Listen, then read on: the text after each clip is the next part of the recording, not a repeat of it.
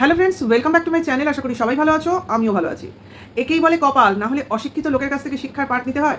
আমরা এখন হয়ে গেলাম পুরনোকালের পাবলিক, অর্থাৎ পুরনোপন্থীর লোক, অর্থাৎ মানসিকতা পুরনো, ধ্যান ধারণা পুরনো, অর্থাৎ আমরা টোটালি ব্যাকডেটেড।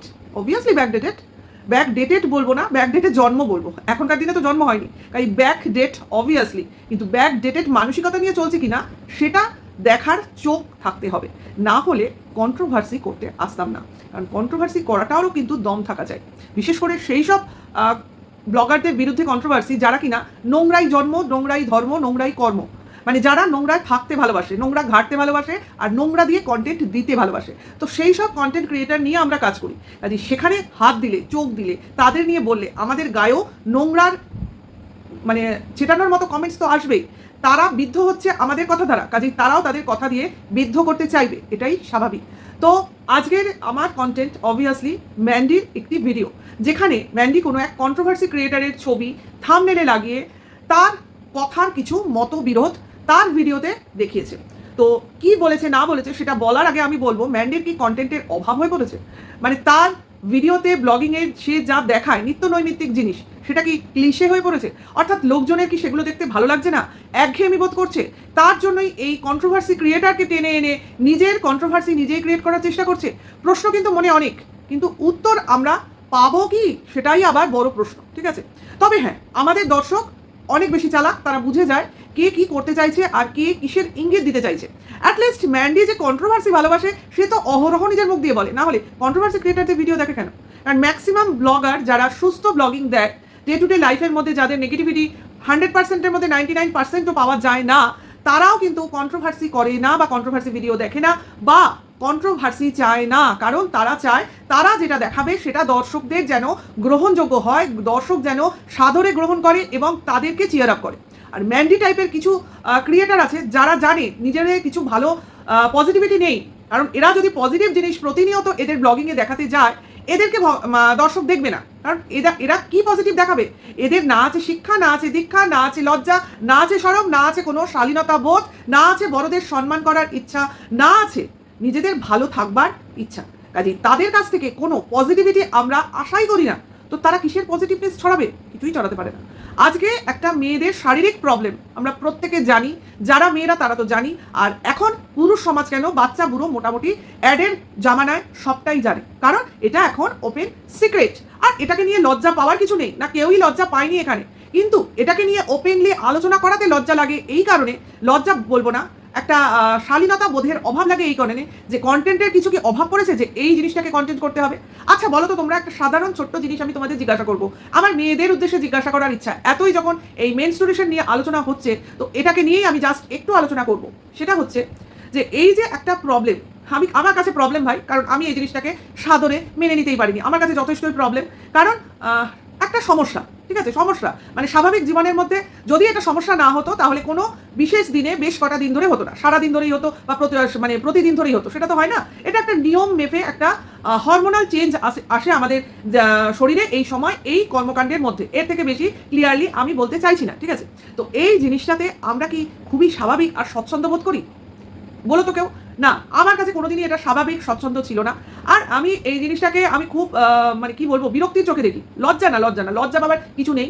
এখন এটা মানুষের স্বাভাবিক একটা ক্রিয়া, যেটা মেয়েদের, অবভিয়াসলি মানুষের বলছি, মেয়েদের একটা স্বাভাবিক ক্রিয়া, যেটা না হলে সমস্যা। ঠিক আছে, তো সেই ক্ষেত্রে হওয়াটাই বাঞ্ছনীয়। কিন্তু এই জিনিসটাকে মেনে নেওয়া প্রতিটা মেয়ের কাছেই কিন্তু একটু সমস্যার মতো ব্যাপার। কারণ জানি না কার কি হয়, এই সময় অনেক কিছু হরমোনাল চেঞ্জেস হয় মেয়েদের শরীরে, মনে। তার জন্য মেয়েদের এই সময় মুড সুইং হয়, তাদের অনেক কিছু ভাবনা চিন্তার সঙ্গে শারীরিক পরিবর্তন ঘটে এবং জিনিসটাকে সাদরে গ্রহণ করার মতো সহ্য ক্ষমতাও রাখতে হয়। তো এই যে একটা জিনিস, সেই জিনিসটাকে আমরা বয়ে নিয়ে যাই, এবং এটা মেয়েরাই করে। কেন? কারণ মেয়েদের পক্ষেই সব কিছু মানিয়ে গুছিয়ে নেওয়ার প্রবণতাটা বেশি থাকে, এবং মেয়েদের এটা একটা কি বলবো, স্বাস্থ্যবিধির মধ্যে পড়ে। ঠিক আছে, কাজে সেই জিনিসটাকে আমি কন্টেন্ট করার কথা ভাবতেও পারি না। কিসের কারণে এটাকে আমার কন্টেন্ট করতে হবে? ব্যান্ডির বক্তব্য হচ্ছে আমার ওই কারণে, মেনস্ট্রুয়েশনের কারণে আমার পেটে যন্ত্রণা হচ্ছে, ব্যথা হচ্ছে, তো সেইটাই আমি দর্শকদের সামনে সত্যি হিসেবে তুলে ধরেছি। আচ্ছা, সব সত্যি তুমি তুলে ধরো, সমস্ত সময় সব যা কিছু হয় সব সত্যি কথা সামনে চলে আসে। হ্যাঁ, যেভাবে পরকীয়াটাকে সামনে এসেছিল প্রথম দিন থেকে, প্রতিটা ঘটনা আমরা সত্য জেনেছি। তো সব জিনিস আমাদের কাছে সত্য এসেছিল। আচ্ছা, তখন কিন্তু অনেক রাগঢাক হয়েছিল, তখন কিন্তু নিজের আধুনিকতাটাকে এভাবে সামনে আনা হয়নি, তখন কিন্তু অনেক রাগঢাক করার চেষ্টা হয়েছিল, যদিও পরবর্তীকালে সবটাই সামনে চলে এসছে। এবং নির্লজ্জতার বোধটা যে ম্যান্ডির মধ্যে প্রথম থেকেই প্রবল, সেটা সেই যখন থেকেই পরকীয়ার সমস্যাটা শুরু হয়েছে তখন থেকেই চলছে। আমি করবই, আমি দেখাবই, আমি যাবই, আমি এটা, আমি ওটা, আমি সেটা, আমি অমুক, আমি তমুক, অথচ আমার নিজস্ব কোনো ক্ষমতা নেই। সেই তো স্বামীর কাছে আসতেই হলো। পারলো কি যে স্বামীর সংসার ছেড়ে গিয়ে প্রেমিকের দুচ্ছাই গ্রহণ করে আলাদা থাকতে? পারলো না কিন্তু। সেখানে কিন্তু আধুনিকতার পরিচয় হলো না। তখন কি হলো? সেই স্বামীর পায়ে এসে পড়তে হলো। কারণ আছে, কারণ আছে, শুধু শুধু স্বামীর পায়ে এসে পড়েনি। বাড়িটা তার পয়সায় তৈরি হয়েছিল, কাজে এই বাড়িতে থাকার অধিকারও তার আছে। কারণ ওই যে পয়সার গরম, পয়সার দেমা, সেটা কিনা ম্যান্ডির মধ্যে সবসময় জলজল করছে। এখানে তার স্বামীকে কাজে লাগায় শুধু স্বামী নামক নামটার জন্য, আর কোনো কারণের জন্য কিন্তু নয়। কারণ স্বামীকে ছাড়া তার গতি নেই, অ্যাকচুয়ালি নয়, স্বামীর ওকে ছাড়া গতি নেই। এইটা হলো আসল ফ্যাক্ট। যাই হোক, সেই সব পুরনো কাসন্দি ঘাটার আমার উদ্দেশ্য নয়। আমার এখানে কন্টেন্টের নামই হচ্ছে কি কতটা আধুনিক মানসিকতার লোক, ঠিক আছে? তো একজন কন্টেন্ট ক্রিয়েটার যে কিনা ম্যান্ডির এই বারে বারে মেনস্ট্রুয়েশন কথাটা বলার মধ্যে কিছু আপত্তি লুকিয়ে রয়েছে। যে আমরা যখন টিভিতে এই ধরনের ব্লগিং দেখি, তখন আমরা 5 জন 10 জনের মধ্যে থেকে দেখতে পারি, কারণ পার্সোনাল টিভিতে সবাই দেখবো এমন নয়। তখন এমন কিছু ওয়ার্ড যদি আমরা শুনি যেটা কিনা মেয়েদেরই শুধুমাত্র মেয়েদের জন্যই প্রযোজ্য, সেখানে সেই কথাগুলো নিয়ে যদি পার্টিকুলারলি আলোচনা হয়, তখন কানে লাগে, লজ্জা লাগে না, কানে লাগে। অর্থাৎ একটা সম্মান শালীনতার প্রশ্ন চলে আসে যে এইটাকে কন্টেন্ট করতে হচ্ছে কেন? যেইভাবে আমরা পটি টয়লেটকে কোনোদিন কন্টেন্ট করি না, যেটা ম্যান্ডি করে, একটা টয়লেট পরিষ্কার, পটি পরিষ্কার, সেটাও কন্টেন্ট করে। তাহলে এখানেই তো বুঝে নিতে হবে তার চয়েস কীরকম, মানে কে কোন জায়গা থেকে উঠে এসছে, তবে তো সে তার কন্টেন্ট তৈরি করে না। মানুষের জন্ম মানুষের কর্মের পরিচয় দেয়। কাজে জন্ম যেরকমই হবে তার কর্ম সেরকমই হবে। লোকে বলে না জন্ম হোক যথাযথ, কর্ম হোক ভালো, তো সেটা সম্ভব নয়। জন্মের সঙ্গে কর্ম অনেকাংশেই জুড়ে থাকে। খুব কম লোক যে জন্মের বাইরে গিয়ে কর্মটাকে মহৎ করতে পারে, খুব কম লোক। যারা পারে তারা এই ধরনের ড্রব্যাক্সের মধ্যে থাকে না। এই ম্যান্ডির কিন্তু নিজের অনেক সীমাবদ্ধতা আছে। অর্থাৎ ও নিজেকে যতই আধুনিক বলুক না কেন, ও কি এতটাই আধুনিক হতে পেরেছে যে ও মেনস্ট্রুয়েশন চলাকালীন ঠাকুর পুজো দিতে পেরেছে? তাহলে তো বুঝতাম যে ম্যান্ডি যেটা মনে সেটাই মুখে বলছে। ঠিক আছে, পেরেছে কি? পারেনি। কোথায় পেরেছে? দর্শকদের কাছে বলে বলে, ভিউয়ার্সদের বলে বলে, দেখো আমি কত মডার্ন, আমি এটাকে লুকোই না, আমি এটাকে বলে দিই। তাহলে আরও অনেক আমাদের প্রাইভেট কথাবার্তা সংসারে হয়, অনেক রকম কথাবার্তা হয়, যেমন স্বামী স্ত্রীর কিছু অন্তরঙ্গতা, অন্তরঙ্গ মুহূর্ত, অন্তরঙ্গের কথা, প্রাইভেট মুহূর্ত, তা সেগুলোকেও কি পাবলিক করে দেওয়ার মধ্যে ম্যান্ডি আধুনিক মানসিকতা দেখাবে? কি মনে হয়? কারণ এগুলো কিন্তু এমন অনেক জিনিস আছে যেগুলো আমরা দেখাবার আগে 10 বার ভাবি যে এটা দেখানো ঠিক না বেঠিক। কারণ আমরা সবাই, যেটা ম্যান্ডি বলছে, সোশ্যাল ইনফ্লুয়েন্সার। তো সোশ্যাল ইনফ্লুয়েন্সার ঠিক কতটা বললে সোশ্যালি ইনফ্লুয়েন্সড তুমি করতে পারবে, সেটাও তো তোমার বিবেচনার বিষয়। হ্যাঁ, আজকাল বাচ্চাদের স্কুলে সেক্স এডুকেশন দেওয়া হয়, তার জন্য সমস্ত কিছু আগাম জানিয়ে দেওয়া হয়। তাহলে এটাও আমি বলি, এই এডুকেশনটা ঠিক কোন ক্লাস থেকে শুরু হয় বলে তোমরা জানো? হ্যাঁ, ক্লাস 1 বা কেজির বাচ্চাকে যদি তুমি এই ধরনের এডুকেশন দাও বা দেওয়ার কথা ভাবো, তাহলে সে কি বুঝবে? বুঝবে কি যে তাকেও জানানোর প্রয়োজন? কারণ আমরা তো জানি অনেক ছোট ছোট বাচ্চাদের সঙ্গেও অনেক রকম বাজে ইনসিডেন্ট হয়। আমরা যদি ওই ছোট বাচ্চাকে বোঝাতে যাই যে জানিস তো তোর একটা বয়সে এইরকম একটা শরীরে বদল আসবে, এইরকম একটা জিনিস হবে, হ্যাঁ, যেটা কিনা ব্লাড রিলেটেড, যদি আমি আজকে বাচ্চাকে বলতে যাই, কোনো বাচ্চাকে, সে তো ভয় পাবে। কারণ সেটা তার বোঝার বয়স নয়, সেটা তার জানারও বয়স নয়। তাকে জানার বা বুঝতে গেলে তাকে একটা নির্দিষ্ট বয়সে আসতে হবে। আমার মনে হয় সেটা 8+ কি 10+, তার আগে নয়। তাহলে সেই বয়সটার কথাও তো আমাদের ভাবতে হবে। কারণ আমরা যারা ব্লগিং বা যারা ব্লগ করে, আমরা তো কন্ট্রোভার্সি ক্রিয়েটার বাদ দাও, তো তাদের ব্লগিং কি শুধুমাত্র রেস্ট্রিকশনে থাকে, মানে চিলড্রেন, মানে এজ লিমিটেড করা থাকে? তাহলে বুঝবো। কিন্তু আমার তো মনে হয় ম্যান্ডির ব্লগিং এজ লিমিটেড থাকে না, যে কোনো বাচ্চা দেখতে পারে। কারণ ব্লগিং দেখতে, নিত্যনৈমিত্তিক জিনিস দেখতে বাবা মার সঙ্গে সঙ্গে বাচ্চারাও বসে। হ্যাঁ, সেই কন্টেন্ট ক্রিয়েটার নিজের সঙ্গে তার স্বামীর তুলনা দিয়ে বলেছিল, আমি যদি আমার হাজব্যান্ডের সঙ্গে বসে দেখি তাহলে আমার এই জিনিসটা শুনতে লজ্জা লাগবে। কথাটা হয়তো সেইভাবে প্লেস করা ঠিক হয়নি। স্বামীর সঙ্গে না বসে তো সে বাচ্চার সঙ্গে বসেও দেখতে পারে। সেই বাচ্চার বয়স অনেক ছোট, মানে অনেক কমও হতে পারে। সে হয়তো প্রশ্নই করে বসবে যে এই জিনিসটা, এই কথাটা কি, এই কথাটা কেন? তখন কি তাকে বোঝানো যাবে? বোঝানো কি সম্ভব হবে? মানে আমি বলতে চাইছি, সময় জিনিসটা সময় হওয়াই ভালো। আমরা যদি কোনো জিনিসটা অসময় করে দিই, আমার মনে হয় সেই জিনিসটা ভীতির কারণ হবে। ঠিক আছে? কাজে দেখো, আমি বলতেই পারি, আমি অপরপক্ষকে শিক্ষা দিতেই পারি। তো আমি যাকে শিক্ষা দেবো বলে ভাবছি, সে শিক্ষা নেবার যোগ্য কিনা সেটাও তো আমার দেখতে হবে। আর এর শ্বশুর শাশুড়ি আমার তো মনে হয় মেরুদণ্ড নেই, কারণ তার স্বামীর মতো এরাও নিজের মেরুদণ্ড বিক্রি করে বসে রয়েছে। না হলে এইরকম মহিলা যে কিনা পরকীয়া করেও যার শরীরে লজ্জার নাম মাত্র নেই, তাকে নিয়ে গর্ব করে, এক এক সময় করে তো, আমার বউ, আমার অমুক, আমাদের ঘরের বউ আমরা রাখবো। তোমার ঘরের বউ যে সমাজে এইরকম ধরনের মেনস্ট্রুয়েশন নামক পজিটিভিটি ছড়াচ্ছে, সেটাও তো তোমরা দেখো। তোমার বউ সোশ্যালি বলছে যে তার যখন কোনো দোকান থেকে প্যাড আনতে হবে সে তার শ্বশুরকেও বিনা সংকোচে বলতে পারে নিয়ে আসার জন্য। মানে এতটাই তার শালীনতা বোধ, এতটাই সে একেবারে আপ টু ডেট, অথচ সে সেই সময় ঠাকুর পুজো করতে পারে না, কারণ তার মনে সংকীর্ণতায় আবদ্ধ। সে এদিকে আপ টু ডেট, ওদিকে সংকীর্ণতার মধ্যে বাস করছে, ঠিক আছে? কারণ পিরিয়ড বা মেনস্ট্রুয়েশন হচ্ছে তার কাছে শুধুমাত্র কন্টেন্ট, যেটা বলে সে কিছু মহিলাকে আর কি এগিয়ে রাখার প্রেরণা দেয়, যে তোমরা এগুলো বলো, তোমরা এগুলো বলে বলে নিজেকে আপ টু ডেট ফিল করো। আসলে ম্যান্ডি আধুনিকতাকে উচ্ছৃঙ্খলতার সঙ্গে গুলিয়ে ফেলেছে। অর্থাৎ আমার যখন ইচ্ছে আমি ঘুম থেকে উঠবো, আমার যখন ইচ্ছে আমি রান্না করব, রান্না করার সময় আমি এখনো ঠিক করিনি কি রান্না করব, দেখি রান্না করতে করতে রান্না করাটা হয়ে যাবে, মানে আমার যেরকম মনে হবে আমি সেটা করবো, মানে আমার প্ল্যানিং নেই কোনো। আচ্ছা, এইবার তারপর আমার মনে হলো আমি এই কাজটা করলাম, আমি যেটা করার কথা সেটা না করে সেই কাজ করে ফেললাম। এবার বেলা গড়িয়ে গেল, বিকেল 5টার সময় আমি লাঞ্চ করলাম। এবার সন্ধেবেলা আমি স্নান করলাম, করে তারপর ঘুমিয়ে পড়লাম। এবার সন্ধেবেলা আমার কেটে গেল, মেয়ে পড়াশুনো করলো কি করলো না আমার দেখার দরকার নেই, কারণ আমার প্রাইভেট টিউটর আছে। তাই সে এসে মেয়েকে পড়াতে বসাবে, সে এসে মেয়ের বই গুছিয়ে দেবে, মেয়েকে হোমওয়ার্ক করিয়ে দেবে, ব্যাস হয়ে যাবে। আর আমার শুধু কাজ হচ্ছে টাইম টু টাইম খেতে দেওয়া, তাদের বেড়ে দেওয়া, এবার ব্লগিং শেষ করা, গুড নাইট বলা, আর শুয়ে পড়া, ঘুমিয়ে পড়া। এই হলো একজন আধুনিক মনস্ক নারীর সারা দিনের কর্মকাণ্ড। হ্যাঁ, সে মাঝে মধ্যে শাড়ির কারবার করে, কিছু ভিডিও করে, কিছু রিলস করে এবং স্বামীর সঙ্গে বাইকে করে ঘুরতে চলে যায়। এটা হলো একজন আধুনিক নারীর তোমার পরিচয়। অথচ লাস্ট ভিডিওতে যেটা কিনা এই মেনস্ট্রুয়েশন নিয়ে বিশাল বক্তৃতা চললো, সেই ভিডিওর মধ্যে কিছু কথা তোমাদের আধুনিকতার পরিচয় হিসেবে তুলে ধরি। যেমন সমস্ত কাজ শেষ হয়ে গেছে, এইবার শোয়ার পালা।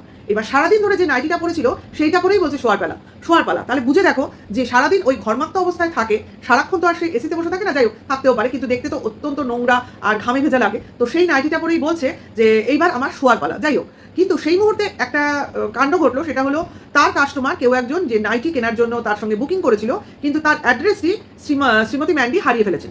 অতএব সেই নাইটিটাকে লোকেট করে এরকম ক্যামেরার সামনে তুলে ধরে বলা হচ্ছে যে অর্ডার করেছিলে সে যোগাযোগ করে নতুন করে অ্যাড্রেস দাও, কাপড়টাকে ডেলিভারি করা হবে। তো এই বাক্যটার মধ্যে কোনো ভুল নেই, এই মেসেজটার মধ্যেও কোনো ভুল নেই, কিন্তু ভুল জিনিসটা যেটা হলো ওই ঘামে ভেজা গা, সেই গায়ের মধ্যে ওই একটা নতুন নাইটি যে কিনা কোনো এক কাস্টমার অর্ডার করেছিল সেটা গায়ে ফেলে গায়ে লাগিয়ে বারবার করে বোঝানো হচ্ছে এইটা হলো সেইটা, যেটা দেখে আমার অত্যন্ত নোংরা মনে হলো। ভাবো যে কাস্টমারটা এরপরে যোগাযোগ করে ওই নাইটিটাকে ডেলিভারি হওয়ার পর রিসিভ করবে, সে কতটা ওই ঘামের গন্ধওয়ালা নাইটিটা নিজে নতুন হিসেবে নেবে, কারণ টাকা তো দেওয়া হয়ে গেছে।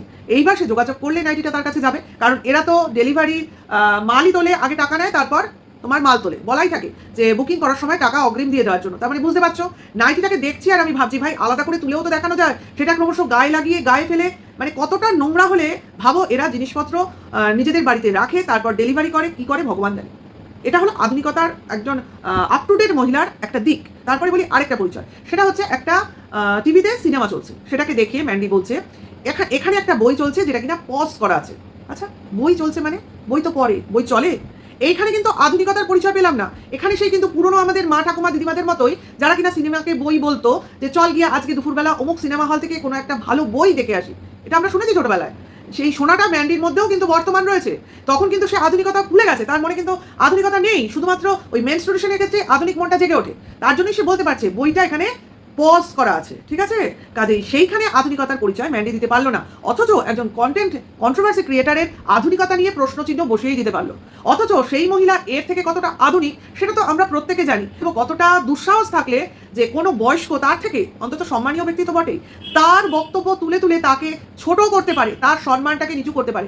অনেকেই আছে জানো তো, অনেক কন্ট্রোভার্সি ক্রিয়েটার যারা কিনা চায় কোনো ব্লগারের কমিউনিটিতে ঝুলতে, কোনো ব্লগার তাদের নাম উল্লেখ করে যেন তাদের সম্বন্ধে বলে, তাহলে তাদের প্রমোট হবে। এই কিছু মানে টেন্ডেন্সি আমি এর আগে জানতাম বা জেনেও ছিলাম, কিন্তু আমার এখন মনে হচ্ছে এই ধরনের ব্লগার যদি কন্ট্রোভার্সি ক্রিয়েটারের যে কারোর নাম নেয়, সেই কন্ট্রোভার্সি ক্রিয়েটারের সম্মান তো বাড়ে না, উল্টে তার সম্মান কমে যায়। আজকে যেভাবে দেবশ্রীদিকে সাংঘাতিকভাবে অপমান করা হলো, আমি তো বলবো এই ম্যান্ডির মুখে কারোর নাম শোনা মানে তার রীতিমতো অপমান।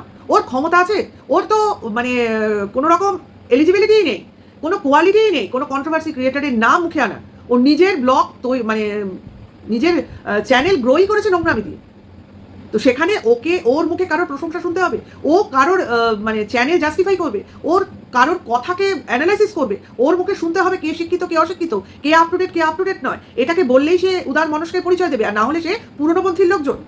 তাহলে তুই আজকে কি করে একটা সিনেমাকে বই বলতে পারিস? কি করে বলতে পারিস? তোর আধুনিকতা কি শুধুমাত্র ওই মেয়েদের মেনস্ট্রুয়েশনের মধ্যেই সীমাবদ্ধ? নোংরা ঘাটাই তোর একমাত্র মানে কি বলবো লক্ষ্য? যে কোন জিনিসে কোন নোংরামিটা কোনভাবে দেখালে আজকে আমার প্রচার হবে, আর আজকে আমাকে নিয়ে লোক কন্ট্রোভার্সি করতে বসে পড়বে। কারণ কন্ট্রোভার্সি করে নোংরামি করে চ্যানেল গ্রো করা ছাড়া আর তোর এখন কিছু করার নেই। তুই যদি শিক্ষিত হবি, তুই যদি আধুনিক হবি, তুই তো আগে তোর যেটা নেই শিক্ষা, সেটা তোর মেয়ের মধ্যে দিবি। শুধুমাত্র স্কুলে দিলে, টিচার দিলেই, আর কটা বই কিনে দিলেই, আর প্রাইভেট টিউটার দিলেই হয়ে যায় না একটা মেয়ের শিক্ষার জন্য সব প্রচেষ্টা সম্পূর্ণ হয়ে যায় না।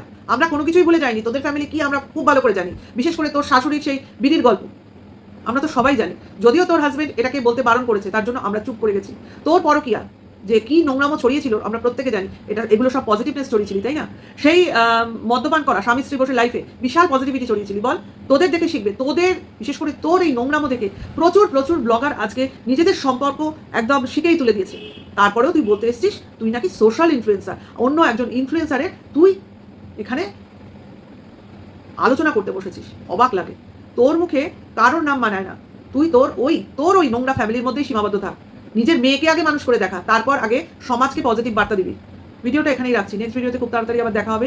ভালো লাগলে লাইক কমেন্ট শেয়ার করো। এখনকার জন্য এইটুকু। সবাই ভালো থেকো, সুস্থ থেকো। Tata, by.